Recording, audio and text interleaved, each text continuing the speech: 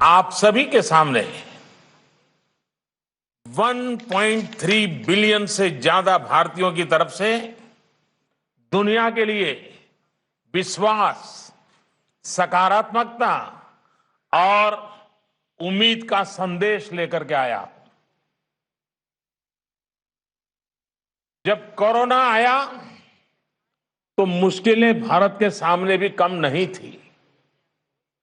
मुझे याद है पिछले साल फरवरी, मार्च, अप्रैल में दुनिया के कई नामी एक्सपर्ट्स और बड़ी बड़ी संस्थाओं ने क्या क्या कहा था। भविष्यवाणी की गई थी कि पूरी दुनिया में कोरोना से सबसे प्रभावित देश भारत होगा। कहा गया कि भारत में कोरोना संक्रमण की सुनामी आएगी। किसी ने 700-800 मिलियन भारतीयों को कोरोना होने की बात कही तो किसी ने 2 मिलियन से ज्यादा लोगों की मृत्यु का अंदेशा जताया था।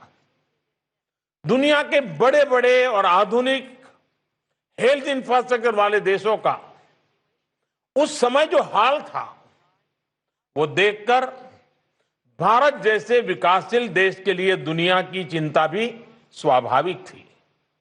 आप अंदाजा लगा सकते हैं कि तब हमारी क्या मनोदशा रही होगी। लेकिन भारत ने खुद पर निराशा को हावी नहीं होने दिया। भारत प्रोएक्टिव पब्लिक पार्टिसिपेशन के अप्रोच के साथ आगे बढ़ता रहा। हमने Covid specific health infrastructure develop करने पर जोर लगाया। हमने अपने ह्यूमन रिसोर्सेज को कोरोना से लड़ने के लिए ट्रेन किया। टेस्टिंग और ट्रैकिंग, इसके लिए टेक्नोलॉजी का भरपूर इस्तेमाल किया। इस लड़ाई में भारत के प्रत्येक व्यक्ति ने धैर्य के साथ अपने कर्तव्यों का पालन किया। कोरोना के खिलाफ लड़ाई को एक जन आंदोलन में बदल दिया। आज भारत दुनिया के उन देशों में से हैं जो अपने ज्यादा से ज्यादा नागरिकों का जीवन बचाने में सफल रहा है और जहां आज कोरोना से संक्रमित लोगों की संख्या, जैसे प्रोफेसर ने बताया, तेजी से घट रही है। साथियों, भारत की सफलता तो किसी एक देश की सफलता से आंकना उचित नहीं होगा। जिस देश में विश्व की 18% आबादी रहती हो, उस देश ने कोरोना पर प्रभावी नियंत्रण करके पूरी दुनिया को, मानवता को बड़ी त्रासदी से भी बचाया है। कोरोना शुरू होने के समय mask, PPE kit, test kit हम बाहर से मंगाते थे। आज हम न सिर्फ अपनी घरेलू जरूरतें पूरी कर रहे हैं, बल्कि इन्हें अन्य देशों में भेजकर वहां के नागरिकों की सेवा भी कर रहे हैं। और आज भारत ही है जिसने दुनिया का सबसे बड़ा कोरोना वैक्सीनेशन प्रोग्राम भी शुरू किया है। पहले फेज में हम अपने 30 मिलियन हेल्थ और फ्रंटलाइन वर्कर्स का वैक्सीनेशन कर रहे हैं। भारत की स्पीड का अंदाजा आप इसी से लगा सकते हैं कि सिर्फ 12 दिन में, 12 डेज में भारत ने अपने 2.3 मिलियन से ज्यादा हेल्थ वर्कर्स को वैक्सीनेट कर चुका है। अगले कुछ महीनों में हम अपने करीब 300 मिलियन बुजुर्ग और कोमॉर्बिडिटी वाले मरीजों के वैक्सीनेशन का टारगेट पूरा कर लेंगे। साथियों, सर्वे संतु निरामया, पूरा संसार स्वस्थ रहे, भारत की इस हजारों वर्ष पुरानी प्रार्थना पर चलते हुए संकट के इस समय में भारत ने अपनी वैश्विक जिम्मेदारी को भी शुरू से निभाया है। जब दुनिया के अनेक देशों में एयर स्पेस बंद था, तब 1 लाख से ज्यादा नागरिकों को उनके देश पहुंचाने के साथ ही भारत ने 150 से ज्यादा देशों को जरूरी दवाइयां भी भेजी। अनेक देशों के हेल्थ कर्मचारियों को भारत ने ऑनलाइन ट्रेनिंग दी। भारत की ट्रेडिशनल मेडिसिन आयुर्वेद कैसे इम्यूनिटी बढ़ाने में सहायक है, हमने दुनिया को इस बारे में गाइड भी किया। आज भारत कोविड की वैक्सीन दुनिया के अनेक देशों में भेजकर वहां पर वैक्सीनेशन से जुड़े इंफ्रास्ट्रक्चर को तैयार करके दूसरे देशों के नागरिकों का भी जीवन बचा रहे हैं। और ये सुनकर WEF में सभी को तसल्ली होगी कि अभी तो सिर्फ 2 made in India corona vaccine दुनिया में आई है। आने वाले समय में कई और वैक्सीन भारत से बनकर के आने वाली है। ये वैक्सीन्स दुनिया के देशों को और ज्यादा बड़े स्केल पर ज्यादा स्पीड से मदद करने में ये पूरी तरह सहायता करेगी। भारत की सफलता की इस तस्वीर, भारत के सामर्थ्य की इस तस्वीर के साथ मैं दुनिया के अर्थ जगत को ये भरोसा भी दिला रहा हूं कि आर्थिक मोर्चे पर भी स्थितियां अब तेजी से बदलेगी।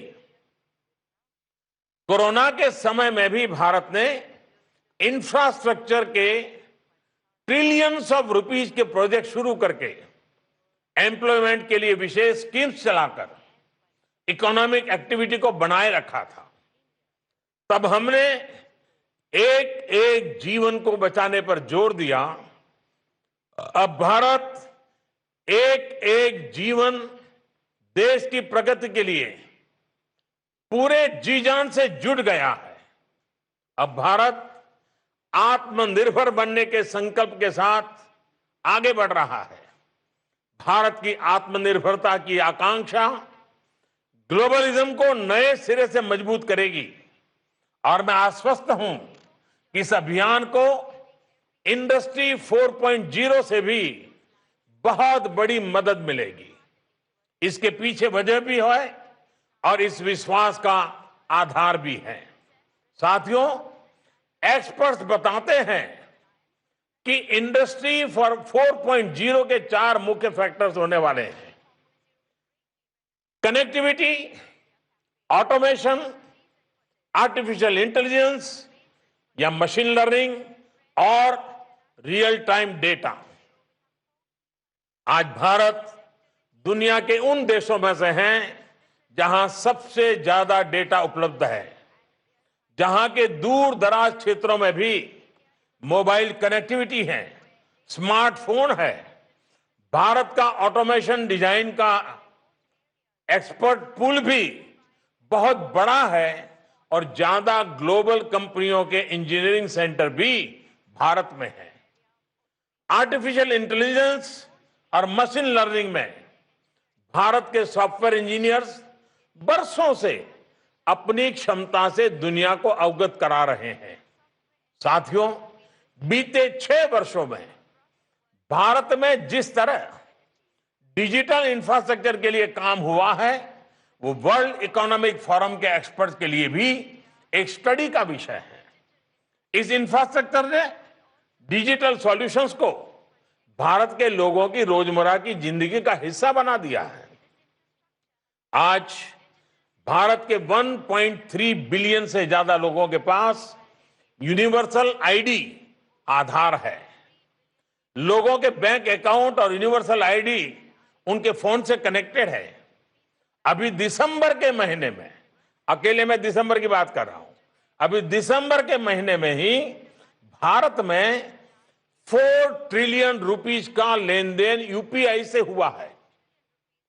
यहां जो बैंकिंग सेक्टर के लोग हैं वो जानते हैं कि किस तरह से दुनिया के बड़े बड़े देश भारत द्वारा विकसित यूपीआई व्यवस्था को अपने यहां दोहराने का प्रयास कर रहे हैं। साथियों, हमने ये भी देखा है कि कोरोना संकट के दौरान अनेक देश परेशान थे कि अपने नागरिकों तक सीधे आर्थिक मदद कैसे पहुंचाए। आप ये जानकर चौंक जाएंगे कि इसी दौरान भारत ने 760 मिलियन से ज्यादा लोगों के बैंक खातों में 1.8 ट्रिलियन रुपीस से अधिक सीधे ट्रांसफर किए हैं। ये भारत के मजबूत डिजिटल इंफ्रास्ट्रक्चर की ही ताकत का उदाहरण है। हमारे डिजिटल इंफ्रास्ट्रक्चर ने पब्लिक सर्विस डिलीवरी को एफिशिएंट भी बनाया है और ट्रांसपेरेंट भी बनाया है। अब भारत अपने 1.3 बिलियन नागरिकों को हेल्थ केयर के इजी एक्सेस के लिए यूनिक हेल्थ आईडी देने का भी अभियान शुरू कर रहा है।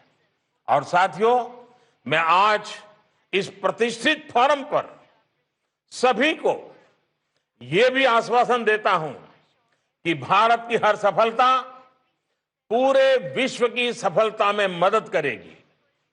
आज हम जो आत्मनिर्भर भारत अभियान चला रहे हैं वो भी ग्लोबल गुड और ग्लोबल सप्लाई चेन के प्रति पूरी तरह कमिटेड है।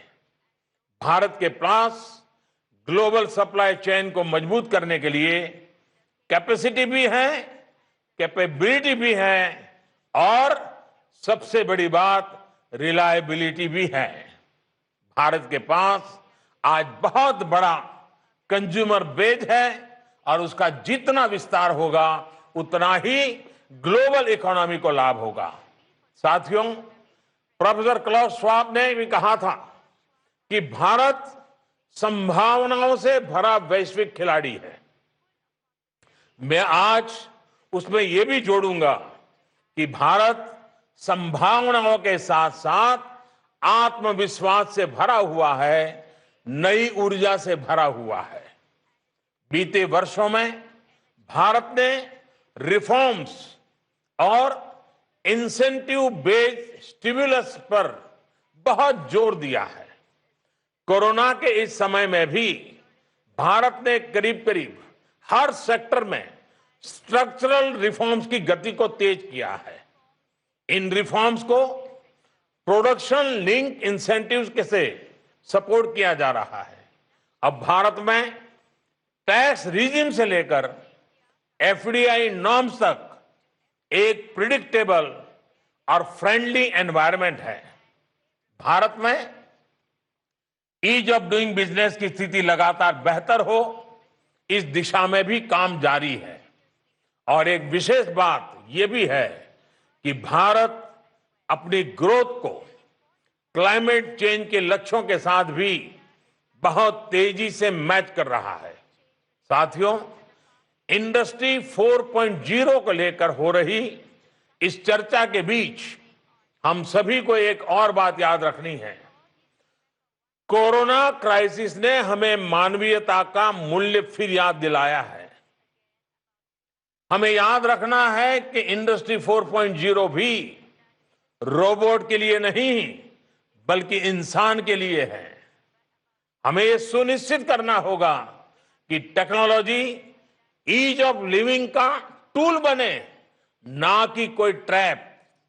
इसके लिए पूरी दुनिया को मिलकर कदम उठाने होंगे।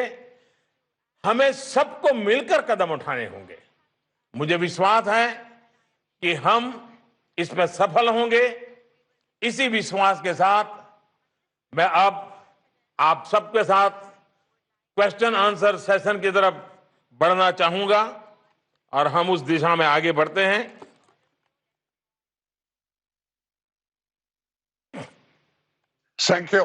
Thank you, Prime Minister, first for this message of hope and confidence.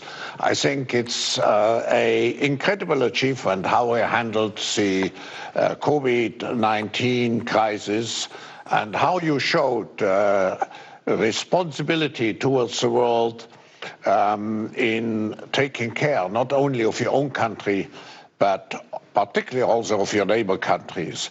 I'm convinced, Prime Minister, based on what you said, China will India and China are always competing, but China will, we all will admire India for its growth, for its great growth rates in the coming years. I'm also very happy that you mentioned your commitment to the 4IR, to the fourth industrial revolution technologies, and we have to make them human-centered, and I'm happy that the World Economic Forum has a Center for the Fourth Industrial Revolution in Mumbai, thanks to your support.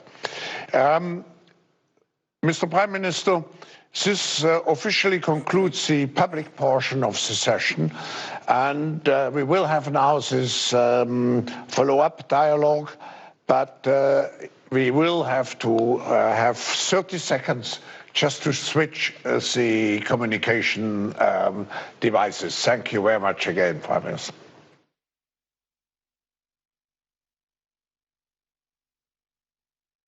That was Prime Minister Narendra Modi's interaction at the Davos summit. In fact, we're going to cut across once again because he's doing a question and answer session at this point in time. But in his address, he essentially spoke about India's COVID fight, how India has in fact turned a lot of the issues that came up during COVID and turned it into an opportunity. And also talking about the vaccine drive that has started off in India, saying that in 12 days, 2.3 million have been vaccinated.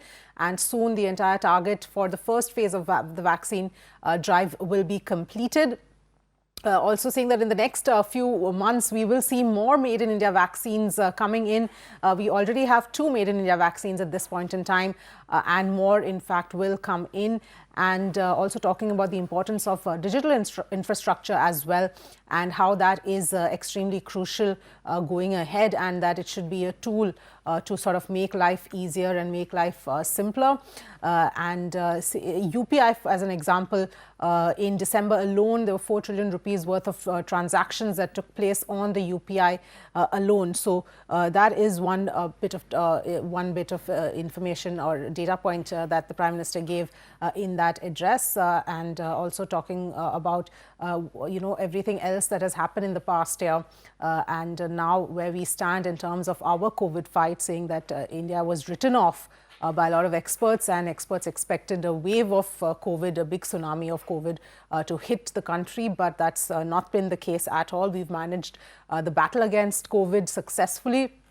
And in fact, we've been one of the countries which has managed to save the most lives of its citizens, especially compared to many of the other countries, which are still battling a huge wave of COVID, which have seen a second wave and some even third waves of COVID cases in various countries have been seen. And in India, of course, we have managed that successfully. Aarti is joining us on the phone line for more details. Aarti, if you can take us through the key highlights of what the Prime Minister said. Well, that's what, it was a big push coming in from the Prime Minister, selling the India growth story and selling the India growth story despite one of the biggest adversities that mankind has seen in recent times, which is COVID. The Prime Minister saying and emphasizing that India has done better than most countries could have ever imagined. In fact, he started off by saying that there were so many doomsday predictions about how India is perhaps going to be the worst hit by COVID, how there are going to be millions and millions of people who are affected, but India proved all those doomsday sayers, all those naysayers wrong with a remarkable recovery. And with that, we come to Davos with a message of hope and inspiration. The Prime Minister also making a big pitch for the manner in which India has tackled COVID, from the spending on health infrastructure and from many Make in India projects that were initiated in that time. Interestingly, the Prime Minister has also highlighted how India has been helping the world at a time like this, be it with masks, be it with the export of other health infrastructure, including testing devices. So really the Prime Minister selling the India COVID story, which is a success in many, many ways, given the kind of prophecies that were coming in about how India would deal with this. Also selling technology, but the Prime Minister is starting to speak again, Avni. So it's a question and answer session. So let's go back to that. All right, that's right. Thanks, Aarti. Let's cut across. Inhabitants, and I would like to welcome all the business leaders, and I would first open the floor to a question and would ask Joe Kaeser, the President and CEO of Siemens, to take the floor. Joe, you are Thank you. Thank you. Yes, can you hear me? Yeah. Thank you very much, Klaus, Your Excellency, dear Prime Minister. Thank you so much for joining the World Economic Forum. I actually do not really have a question. It's more an offer I wanted to extend to you. And obviously, needless to say that we want to congratulate you on how this pandemic has been managed in a country with almost 1.4 billion people. I really have to say this deserves the utmost respect. But obviously, you know, there is a time after COVID-19. It needs to be structured, and you have basically given your vision about the agenda which you have been laying out for India, the Make in India, the modernization of Indian Railway, the power for all, which I believe is very important because this is where everything starts. Of course, the power needs to be sustainable, reliable, and obviously also affordable. We talked about healthcare, and last but not least, generating the skill set for the people in India. Now, all those 5 matters. This vision is extremely important. But it also needs a clear strategy on how to get there. And even more importantly, it needs efficient execution. And I believe especially now the time is right to think about how will we be able, how can we support you, all the multinationals, how can we support you that this vision becomes reality. We believe it really does need a decisive will, and it needs leadership. And therefore, I wanted to extend our Siemens commitment to help you get started with those 5 imperatives you've been laying out with your vision. So we are at your disposal. We are not only committed, we are also ready to help you and to support you. Thank you for your attention. Mister जॉके sir, एक तो मैं सबसे पहले आपका आभारी हूं बहुत अच्छे शब्दों के लिए, और मैं भी अनुभव कर रहा हूं कि शायद ये पहली बार ऐसा हुआ होगा कि हम इतने लंबे समय से रूबरू नहीं मिले हैं, वरना साल में 2-3 बार मिलना हमारे लिए भी स्वाभाविक था। और सीमेंस तो एक प्रकार से भारत में हमारा परिवार का अंग है। लेकिन आपने जो बातें कही हैं, भारत ने आत्मनिर्भर भारत अभियान इसी संकल्प के साथ लॉन्च किया है कि हमारी इकोनॉमी की कैपेसिटी और रेजिलियंस को बढ़ाया जाए। इस दशक में इकोनॉमी को हाई ग्रोथ ट्रेजेक्टरीज देने के लिए भारत ने एक के बाद एक कई रिफॉर्म्स किए हैं। इन रिफॉर्म्स का बहुत लंबे समय से इंतजार किया जा रहा था। आत्मनिर्भर भारत के विजन का मुख्य हिस्सा है देश के मैन्युफैक्चरिंग और एक्सपोर्ट को अब एक्सपोर्ट हब कैसे बनाया जाए। भारत में मैन्युफैक्चरिंग को बढ़ाने के लिए सरकार ने लगातार कई बड़े कदम उठाए हैं, कई सुधार किए हैं, जैसे कि नई मैन्युफैक्चरिंग यूनिट्स के लिए कॉरपोरेट टैक्स को घटाकर 15% कर दिया गया है, ओनली 15%। जीएसटी रेट्स को कम किया गया है। जीएसटी और फेसलेस असेसमेंट के जरिए टैक्स स्ट्रक्चर को आसान बनाया गया है। लेबर लॉज के रिफॉर्म्स करके सभी को अधिकार देने के साथ ही हमने इंडस्ट्री को फ्लेक्सिबल ऑप्शंस दिए हैं। ईज ऑफ डूइंग बिजनेस के लिए कंपनीज लॉ में कई बिंदुओं को डिक्रिमिनलाइज किया गया है। इसके साथ ही कॉम्पिटिटिवनेस बढ़ाने के लिए कनेक्टिविटी इंफ्रास्ट्रक्चर को मजबूत किया जा रहा है। महामारी के दौरान हमने देखा भी है कि भारतीय कंपनीज सप्लाई शॉक से निपटने में कितना सक्षम है। हमारी कंपनीज ने देश में ही नहीं बल्कि पूरी दुनिया में मेडिकल सप्लाई को बनाए रखा। यही सक्सेस स्टोरी हमें देश के हर सेक्टर में रिपीट करनी है।